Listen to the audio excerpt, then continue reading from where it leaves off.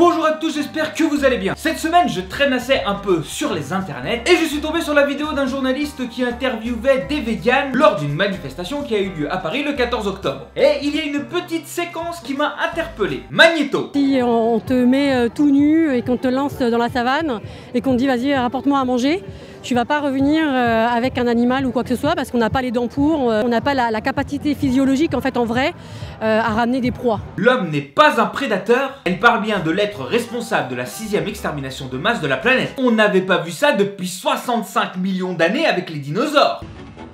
Mais voilà un argument qu'on entend souvent dans les milieux véganes. L'homme n'est pas un prédateur. Il n'en a ni la force physique, ni la vitesse de déplacement, ni les longues canines tranchantes, ni les griffes acérées. Donc l'homme ne serait pas un prédateur mais une proie, car incapable de se défendre physiologiquement ou de chasser à l'état naturel. Et je trouve que c'est une question intéressante. Est-ce que l'homme est un prédateur ou pas? Alors tout d'abord, définissons ce qu'est un prédateur. Un prédateur est un organisme vivant qui tue des proies pour s'alimenter ou alimenter sa progéniture. Et il existe 3 grandes stratégies dans le monde des prédateurs pour tuer des proies. Il y a la chasse active en solitaire ou en troupe, par exemple les loups, les lions. Il y a la chasse à l'affût qui consiste à attendre sa proie, par exemple dans le cas de l'araignée avec sa toile. Et enfin, il y a la chasse dite passive, par exemple les filtres fixes dans la mer qui se nourrissent de zooplancton. On constate ici que les véganes se limitent à la prédation par la chasse active. Ils font finalement appel à un imaginaire commun fort du prédateur. Mais comme on peut le voir, la nature a beaucoup plus d'imagination que nos amis véganes. Elle oppose donc l'homme avec un grand H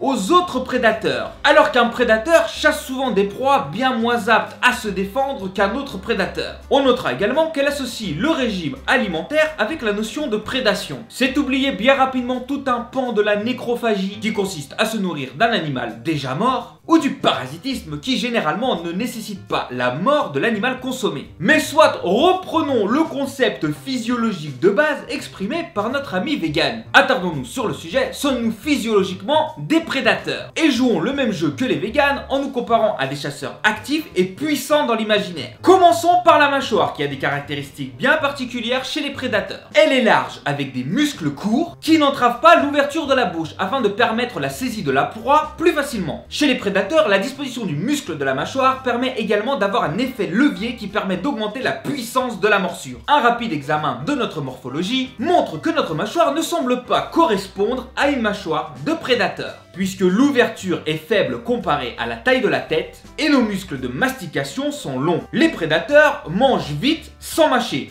ce qui n'est pas notre cas. Nos dents n'ont pas d'espace, comme chez la plupart des prédateurs. Alors avons-nous une mâchoire d'herbivore ou de végétarien?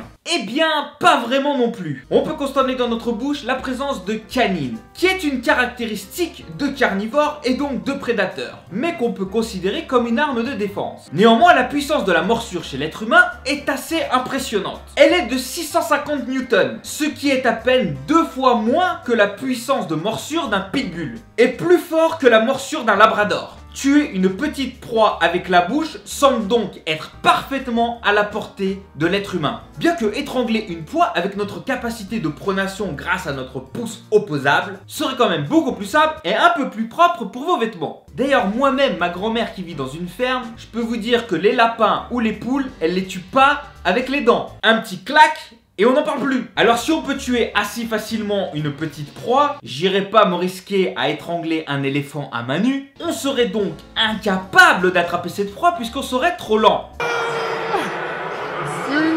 Encore une fois, l'arbre cache la forêt des véganes. Comprendra qui pourra cette phrase. Les véganes associent encore la capacité d'un chasseur actif, rapide et puissant à la capacité de capture. Or, comme on l'a vu plus tôt, il existe aussi la chasse à l'affût ou la chasse passive. Alors on peut accepter que la chasse passive qui consiste à se laisser dériver en espérant attraper une proie, bon, t'es pas à l'abri d'avaler une mouche ou deux, mais t'es pas prêt de bouffer. Même si on le fait grâce à des pièges, admettons qu'un piège n'est pas physiologiquement une extension de notre corps. Mais la chasse à l'affût est parfaitement à la portée de l'homme. Attendre patiemment, voire forcer une proie à sortir d'un terrier, c'est parfaitement possible. Autre point manifestement oublié dans les argumentations véganes, c'est une des armes principales de l'homme, son endurance. L'homme possède une consommation de calories dépensées par distance parcourue parmi les plus faibles du règne animal. L'homme dépense donc extrêmement peu d'énergie par rapport à des proies potentielles pour se déplacer sur de longues distances. C'est grâce justement à plusieurs particularités physiologiques, comme le ligament nucal. Ce ligament est une large bande de tissu court située à l'arrière des cervicales et permet de stabiliser la tête et de maintenir l'équilibre pendant la course. Les singes par exemple en sont totalement dépourvus, mais le ligament nucal n'est pas le seul responsable de cette endurance exceptionnelle. Des pieds à la tête, l'homme est complètement adapté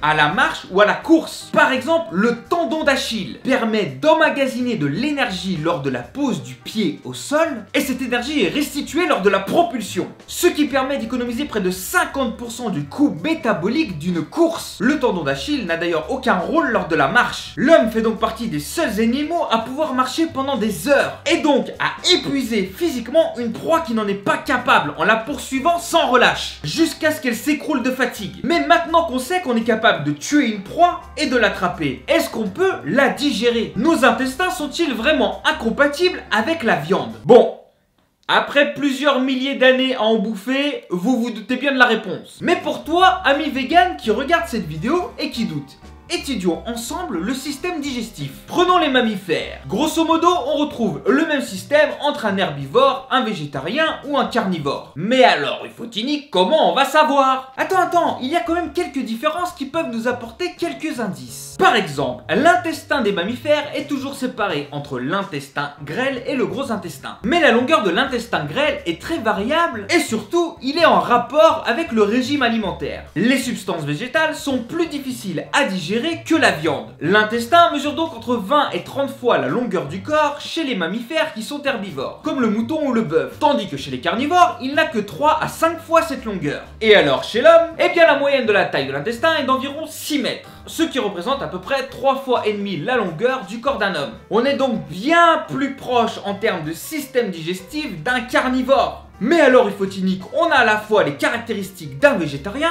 et d'un carnivore. C'est quoi ce bordel? Eh bien ce bordel, ça s'appelle omnivore. C'est-à-dire que notre appareil digestif nous permet à la fois d'absorber des aliments d'origine végétale et des aliments d'origine animale. Cette caractéristique est extrêmement importante parce qu'elle permet aux omnivores d'adopter un régime alimentaire opportuniste qui est variable en fonction de la disponibilité des aliments. Nos caractéristiques physiologiques sont donc parfaitement adaptées à cet état de fait. Nous sommes capables de tuer, de charogner et de profiter des végétaux que nous procure la nature. Mais dans notre observation, nous avons exclu un élément physiologique essentiel, un élément secret, bien caché, et peu utilisé par le commun des mortels.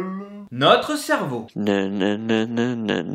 Que cette végane exclut de son argumentation l'arme principale de l'homme, cette fameuse intelligence qui permet de créer, d'adapter et de communiquer. Une arme extrêmement redoutable qui permet de lancer avec une grande précision, de comprendre la nature autour de nous pour l'exploiter, de communiquer avec nos semblables pour nous coordonner et chasser en groupe. Aujourd'hui, aucun animal ne chasse l'homme. Donnons raison à cette végane, l'homme n'est pas un prédateur. C'est un super prédateur globalisé à l'échelle de la planète. À son actif, plus de 750 espèces animales disparues, 2700 en voie d'extinction et 12 500 espèces menacées. Plutôt efficace pour une proie sans défense, non? Voilà, j'espère que vous avez aimé cette vidéo. N'hésitez pas à la partager sur vos réseaux sociaux, de vous abonner, de cliquer sur le petit pouce bleu vers le haut et de cliquer sur la clochette de notification. Dites-moi en commentaire si pour vous l'homme est un prédateur ou pas. Et je vous dis à bientôt pour une prochaine vidéo.